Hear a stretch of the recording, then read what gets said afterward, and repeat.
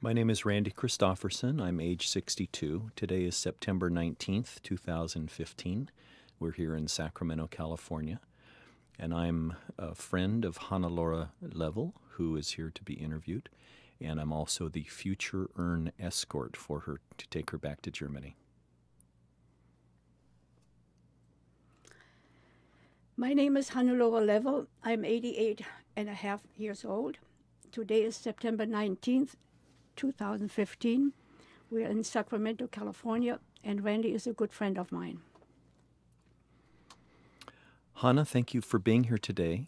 As I've told you, you're one of the most interesting people I've ever met, and you've got some fantastic stories that I hope we can talk about today. Could you please start by telling us a little bit about your early life in Germany, your parents, your brothers and sister, and where you lived? I was born in Berlin. My father was a sports teacher, teaching sports classes at the police academy in Spandau. Spandau was later known as being a prison for Rudolf Hess, and he died in the Spandau prison. We lived there until I was about 4 or 5 years old, my mother, my dad, and my older brother and I. And then we moved to a small village northeast of Berlin, about 50, 60 miles northeast of Berlin. And he became the chief of police of a district outside of the village. We lived outside in the forest. And part of his responsibilities was a security for Hermann Göring, who was the head of the German Air Force. He had a summer home about half an hour, 45 minutes from us. He became very friendly with him. They were actually on first-name basis. And one day my dad took me with him because Göring expected a visit from Adolf Hitler. And when we got to the villa, somebody gave me a bouquet of flowers, and and Hitler drove up in a Mercedes-Benz, a convertible. He was sitting behind the driver, and I stepped on the running board and gave him my bouquet of flowers. I was about 7 or 8 years old. And he smiled at me and patted my hand. And when I got home that evening, I refused to wash my hand because Hitler had touched it.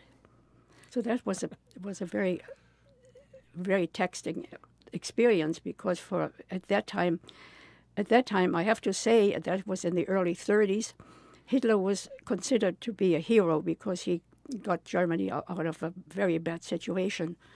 So that was early on, and The economic situation after World War I was devastating. And he came along, and everybody had a job. And the Volkswagen, actually, he started the Volkswagen, which means the people's car. So every people in Germany could have a car. Very good. And so then you grew up and the war began. And tell me about what you remember about that. Well, my dad died in 1935. I was 8. And we moved away. We moved to Strausberg, which was located about 25 miles east of Berlin. And we lived there all during the war, and I went to school there. And, of course, Berlin was bombed by the Americans during the day and by the English during the night. And they flew in from the west, dropped their bombs, and they flew over us out back to England or wherever they were stationed. And one day, a Flying Fortress, which was the plane that the Americans flew, was shot down. I don't know where it crashed, but all the crew came down in parachutes. And I had learned to speak English when I was 10 years old. But I only always talked to German people, so the Americans came down in parachutes. So I ran out into the forest and yelled real loud, "Welcome to Germany." And somebody stood next to me, a young man, a German, and he grabbed me and he said, "Are you crazy? Are you out of your mind? They are the enemy." But I wanted to use my English and see what a reaction I got. I don't know if they ever heard me. Even then, I hope they did. So that was the first time you ever got to speak to an American? Yeah, And I wanted to take and do it, but that was not the thing to do. I could have been put in the concentration camp as a enemy-friendly person. Right. But he sent me home, and that was it. So now your brother was in the what branch of the army or the? Well, he was in military? the Waffen-SS, and I proudly say that because he was, like I said, 3 years older than I, a very kind person, almost the opposite from me because I was not that nice. But he was kind and just wonderful. And he signed up with an elite bodyguard for Hitler, the Leibstandarte Adolf Hitler, they called it. And they only chose people, young men that came from a good family, a good background, and they were at least 6'2". And he was in Berlin with Hitler at the Chancellery. And one day he looked for his best comrade, and he went upstairs into the attic, and he found that his best comrade had hung himself. He committed suicide. So they knew something that we didn't know because we had Goebbels as a propaganda minister. So something went on, and he went out. He asked to be sent out to the front, the Russian front. So your brother knew what his friend had learned. They probably had talked about it, but they couldn't share anything because it was, we weren't supposed to, the people weren't supposed to know what actually went on. Whatever it was bad. And what secret do you think it was that his friend found out? Well, probably lies that we were all told lies during the whole time, which we, of course, believed because there was no other radio station or anything else to listen to except to what they wanted us to hear. So whatever they knew, I couldn't even imagine what it was, that somebody would kill himself. Something that he couldn't live with. He couldn't live with, and my brother couldn't live with it anymore. So he asked to be sent out to the front, and within a month or so, he was killed. This was on the Russian front? Yeah, in the Ukraine. Mm-hmm. And the Russians never took prisoners, even if they were wounded. If they were SS, they killed them. Mm-hmm. They didn't take prisoner. So as the war wore on, and the forces from both sides started to descend upon Berlin, the Russians from the east, the Allies from the west. Tell me... They stopped at the Elbe River. Stopped at the Elbe River. Yeah, and we were hoping and praying. The Russians came closer and closer. And we didn't know why the Americans didn't come to Berlin. But they had in Yalta or wherever they decided that the Americans would only go as far as the Elbe River. But there was one time we lived in a forest, and Russian planes set the forest on fire. And we all ran out there to put it out with what, I don't remember, with buckets or whatever. And then the fighter planes came along and tried to kill us, shoot us, fly low. And I was hiding behind a little fir tree where the trunk was about 6 inches and only about 5 feet. I was hiding behind it. Not a good hiding place. No, but the fighter plane came towards me. I could see it. It was flying very low, but the fighter plane has their guns in the wings. So instead of the pilot being a little bit over so he could shoot me, he flew directly at me, and the bullets were flying on both sides. I could hear the bullets flying and everything. So the Russians eventually came into town, and I understand that they moved in. Well, there was one more thing I want to say. On July 20th, 1944, I came down with diphtheria at home, and the doctor came around. We lived across the lake, and the doctor came around, gave me a shot, and I was transported by ambulance to the hospital about an hour away from where we lived. That was also the day where there was a plot to kill Hitler, a plot to assassinate Hitler that same day. And all I could think of in the ambulance, I didn't do it. I have an alibi. You have I have an alibi. I can prove that I didn't do it. That's how you thought about it. You always wanted to do the right thing. So during the course of the war, you and your family's opinion of Hitler had changed significantly.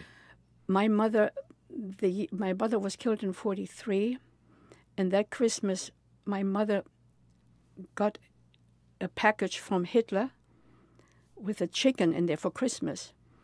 And she opened we had a studio, and she opened the window and threw the chicken out. And I cannot say what she called the chicken.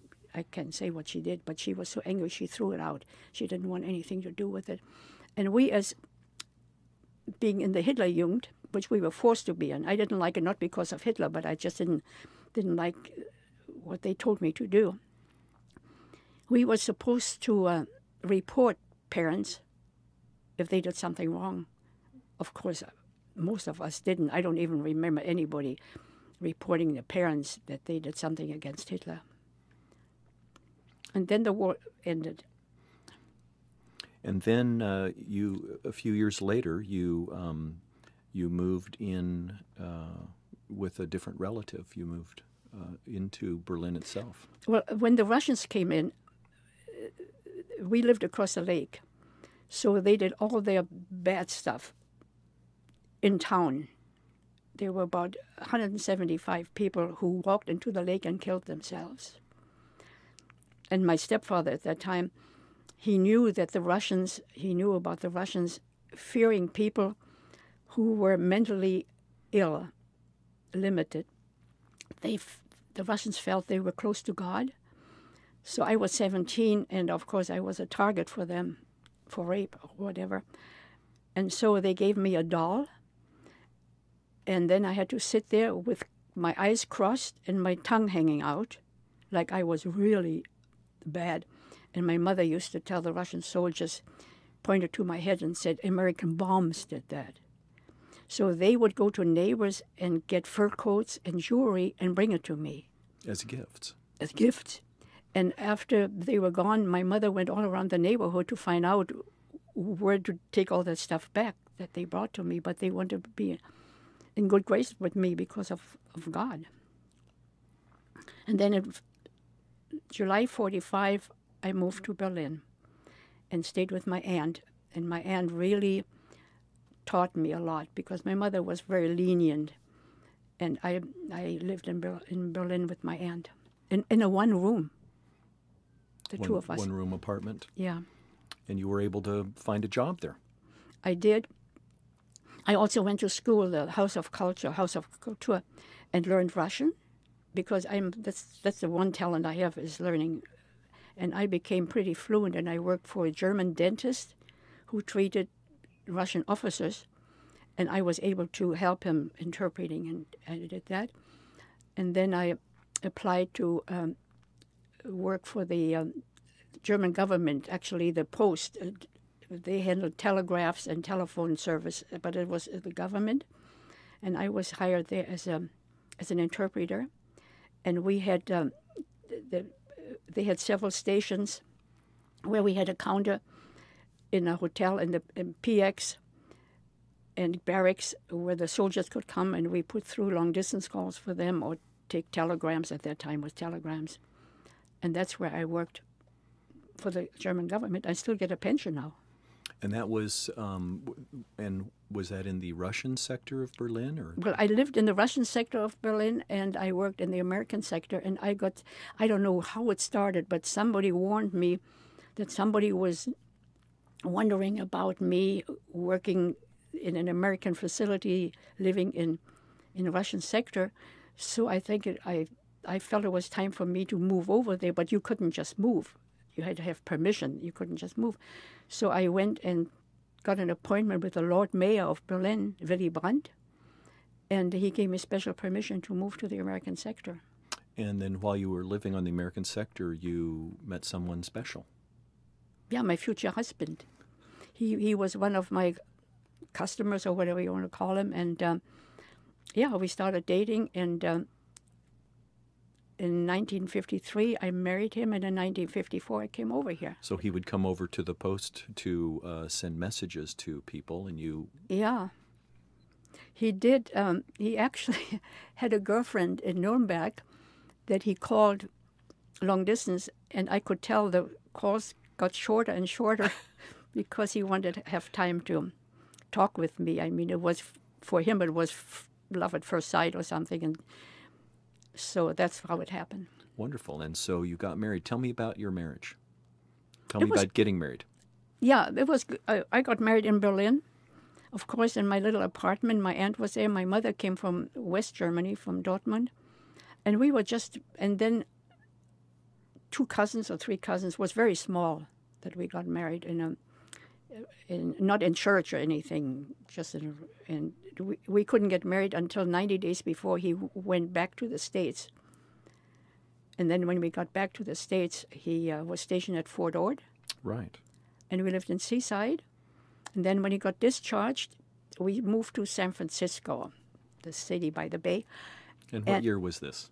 That was in 54, because I applied for a job with a telephone company in San Francisco, and I started working for them in 1555. So at this point you spoke Russian, you spoke German, obviously. And some French. You spoke some French, and you spoke some English fairly well at this point as well. I was an interpreter. I have a certificate from the city of Berlin that I'm an interpreter of the English language. I actually sometimes speak it. I know the difference between adjective and adverb and all the grammar a little bit more than some unlike people many do. of us that grew up here. Yeah.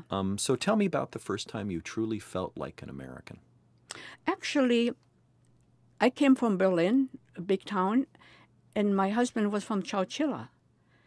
And I looked around and I said, is this America? I mean, you know about New York and San Francisco and Los Angeles. Chowchilla? Well, it was a surprise that there was such a small town in this big country.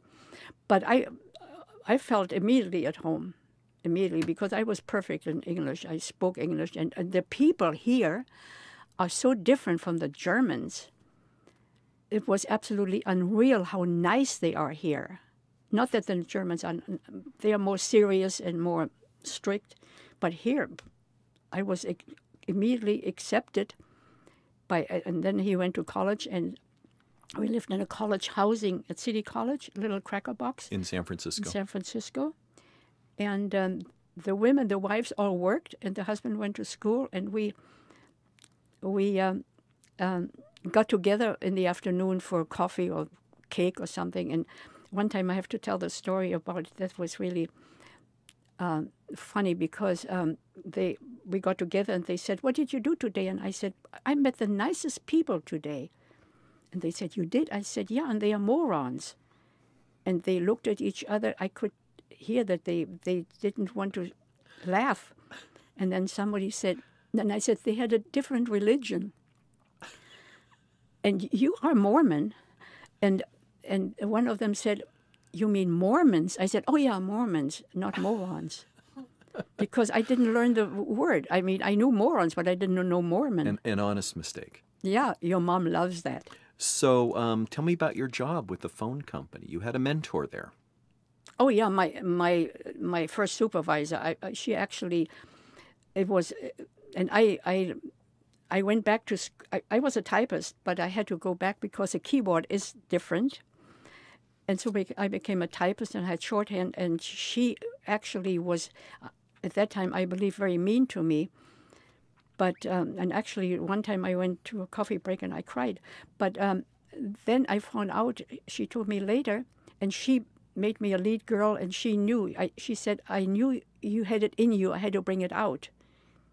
Because, and she knew I had the talent to go ahead. And of course, I escalated in the telephone company.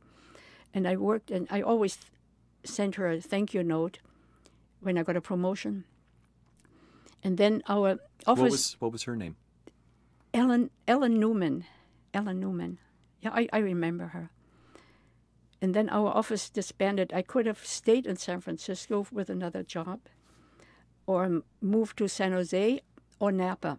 But I dealt with a lot of engineers in Napa because we were the right-of-way department, and I liked them. So I decided to move to Napa, and the company moved. I call it the company, telephone company, moved me, paid the move. And while I was there... You bought your first car? I bought my first car with 175,000 miles on it, an old Volkswagen, 57 Volkswagen, with a little window in the back, and they had to... The oval window. The little one in the back. And they had to drive it to my house because I've never driven before. And then I called the insurance company. I went to the State Farm Insurance, and they said, where's your driver's license? And I said I didn't have one. So he had never written a policy without driver's license, but he found out how to do it. And then my girlfriend came from Vallejo, and she parked her car, and I learned how to drive. And how was learning how to drive a stick shift? Well, it was very jerky because it's, I mean, with the clutch. But I actually, when I got another car, which was automatic, I actually missed that because it was fun to drive a stick shift. But I learned it. So you worked out of Napa for a number of years, and then the phone company came up with an opportunity for somebody that spoke a lot of languages. Bilingual or several languages. They were looking for people to go to Squaw Valley during the Winter Olympics in 1960. And I was submitted, and I was chosen to go up there, and I spent a whole month up there. But before I went, they flew me to Fresno for a noon program called Famous People Going Through Town. And I was on it between 12 and 1. And that was the name of the television program? Famous People Going Through Town. And they flew me in there. And then the person before was Eleanor Roosevelt the day before. And then I come in there. But they interviewed me because it was an exciting thing, the Olympics. And I spent a whole month in Squaw Valley. And I met some people up there. Now, we don't. What do you call Squaw Valley? You have a special name for Squaw Valley and the time that you spent there. The Village of Decision and the Village of Desire. That sounds. And you were how old? I was single. And how old were you at the time? I was 32. Oh my! And single and not too bad looking. So we had a good time up there. But I did. The one story is really, and I still feel bad about it. I was at my counter where we took telegrams and long distance calls and overseas calls and all that. Again, I spoke Russian then, but the Russians stayed to themselves. I never had a Russian customer. Mostly English, American and English and Canadian. And I saw Art Linklater over farther down, and I knew him from the Kids Say the Darndest Things, the Right. TV program. Right. And I wanted to get to him to get an autograph, and there was somebody in my way, and I pushed them aside. Not very nice. And when I got back, they said, "You know who you just pushed aside?" And I said, "No." And they said, "Walt Disney. He was up there to handle the opening games." I mean, but he was so humble.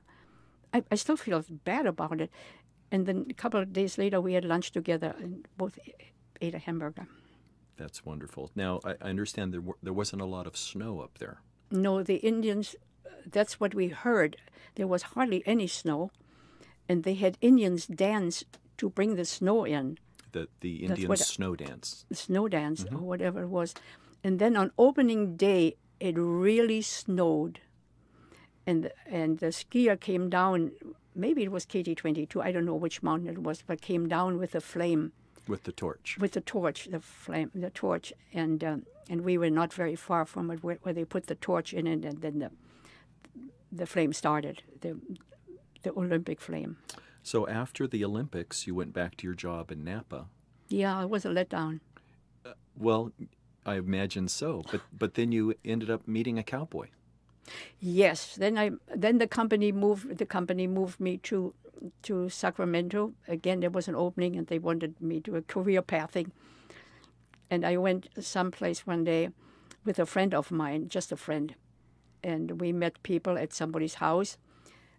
And later on, we went to Folsom to dance. And I met the cowboy, Tom Leavell. He was a real cowboy. He ran cattle and had a big ranch in Lincoln. And then he bought me a horse. I helped to drive cattle.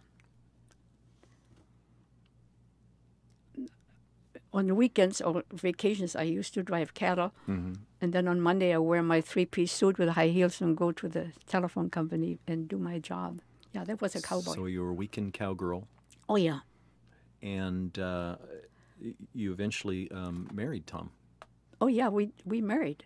Tell me about the courtship and how you ended up I met him in 1966. Mm-hmm. We went to the dance, and he asked for my telephone number. The next weekend he called, and then I was so fascinated by his life. The cowboys and Indians, that's what we played in Germany, and he was a cowboy. And we dated for 2 years, and then we married in 1968. In Reno, I even took my dog Bismarck with me. And we married, and Tom was, like I say, a cowboy, no dog in his house ever. But Bismarck was my little dachshund.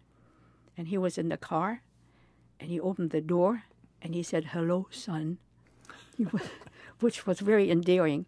And we were married for 7 years. Well, tell me about the wedding.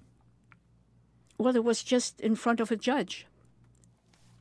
And did he have a ring? Yeah, for it? we bought a ring at a 5 and dime, and after I put it on it, my finger immediately, where the ring was turned black, because it was such a cheap ring, until we got the diamond and all the gold and all that later on, because it was such. He talked to me all night long until 5 o'clock in the morning, because I was not sure whether I wanted to marry him or not. Because he wore you down. He wore me down, and then we went to Reno, and then I was so tired. He had a canvas in the back trunk, and he put it out in the park, and I slept for about 3 or 4 hours. I was so tired. And then we got married.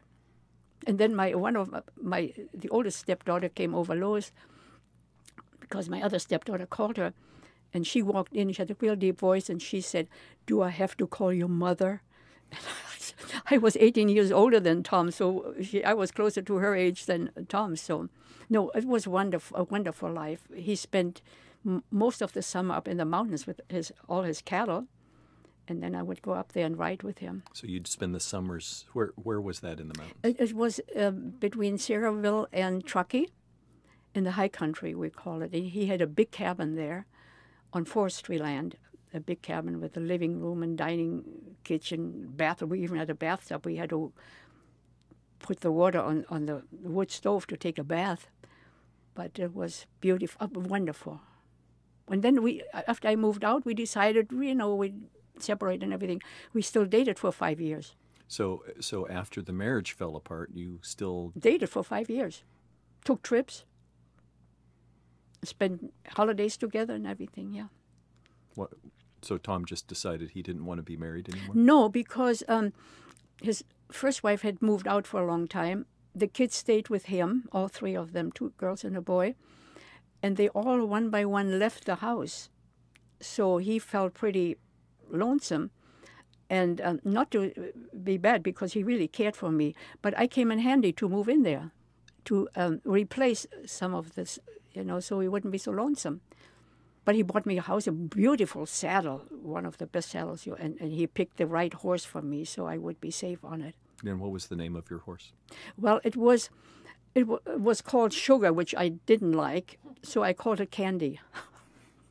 And it was a mare, and he said they are safer than he had a gelding, Count, which nobody could ride, but Count was in love with me. When he saw me in my car way down in the meadow, he beat me up to the cabin, and he was waiting for me, because I always brought plums for him. They love plums. They eat them and then do this, the pit out. Mm-hmm. And one time, Tom didn't want them to be too close to the cabin, and we were sitting in front of the cabin, he on the steps of the cabin and I across, and 4, 5, 6 people, and all of a sudden Count comes along. He passes everybody by and comes to me and started to nuzzle me. And Tom, of course, his cowboy language, he said, "What the is he doing here?" Because he knows he's not so, but Count was in love with me. He just loved me. More than Tom. Yeah.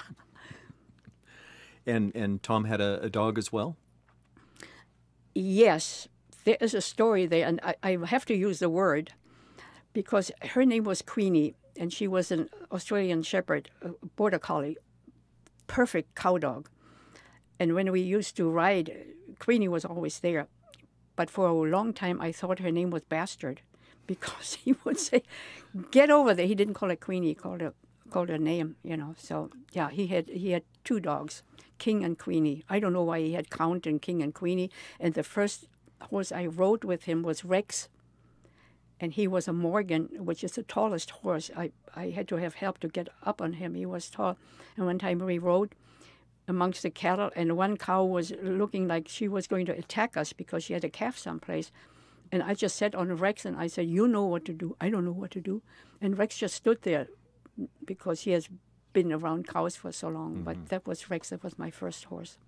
So you've been in this country since 1954, did you say? 54. 54. So that's 60-something years. And so just tell me what, you're obviously an American. Oh, yeah, all the way. Tell me what that means. Well, all the way. I mean, I'm definitely, when I got my citizenship, which I got, I had to wait 3 years, and I got it the day after my 3 years. I wanted to be a citizen. You had to take the test? Oh, yeah. How did you do on the test? I learned the history even in a seminar, in the interpreter school I went to. Perfect. I went right through it. I actually wanted to take the test, and the judge sent me home to study, and I didn't want to argue with the judge because I knew it already, how many senators and all the yeah. And I got it. I got my citizenship because I wanted to open my mouth. I wanted to say things rather than being German. I wanted to be American, no question about it. And then you say, will you carry a weapon? And of course I would. So over the years, you've gone back to Germany a few times to visit friends and family. For 20 years, I went almost every year. Mm-hmm. And when was the last time you went? I would say maybe 15 years ago. Mm-hmm. And I used to go only in the spring and the fall because those are my favorite seasons. And one time I went for Christmas. I went because I have family. I have a brother and sister-in-law and a niece who is very, very dear to me. And you met her, mm-hmm. And and two girlfriends. And one time you had a school reunion. We had a school reunion when it was still the Russian zone in Strausberg, where I used to live, before the wall came down, and we had to go through Checkpoint Charlie there, and we had a reunion, and it was in Berlin, Alexanderplatz, and all the people that came from the Russian zone, the ones I went to school with, and we spent all day there. We had breakfast, lunch, and dinner there. And they all were intimidated by me at first. They thought they had watched Dynasty and all those, and they expected me to come on with a big income, with a big silver fox and big diamonds. That's how they looked at the Americans. Right. And so it was just, but I was so humble. I've never been so humble in my life. They asked me if I had a big house, and I said, no, just a little house. I didn't want to make them feel bad because the Russian zone was terrible. They couldn't rebuild anything. They couldn't fix anything.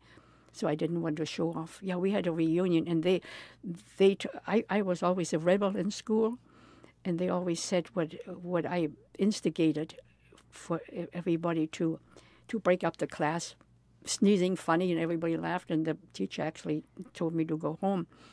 And I stood up and I said, well, I can stay here for 2 more weeks to graduate. I mean, I always talk back. He was a principal, but he said, one time he said, and this is not bragging, but he said, I wish you were as nice as you're good looking. The principal said that. So do you ever plan to go back to Germany? I do have a passport. I don't know. I would like to go one more time. I would like to see my niece and the family. She has the 3 kids. I only met the oldest one when he was a baby. Mm-hmm. So, yeah. The last time you were there, you bought a tree. I bought a tree from here because I'm subscribed to a German magazine, and they have an article in there that there are certain places in Germany dedicated for people to buy trees to put their ashes under.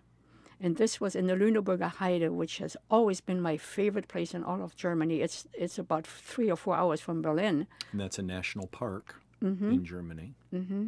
And I bought a tree there about 8 or 9 years ago. And the company that sells these trees is called Friedwald? Friedwald. And what does that mean? Fried is peace, and Wald is woods or forest. So the forest of peace. Mm-hmm.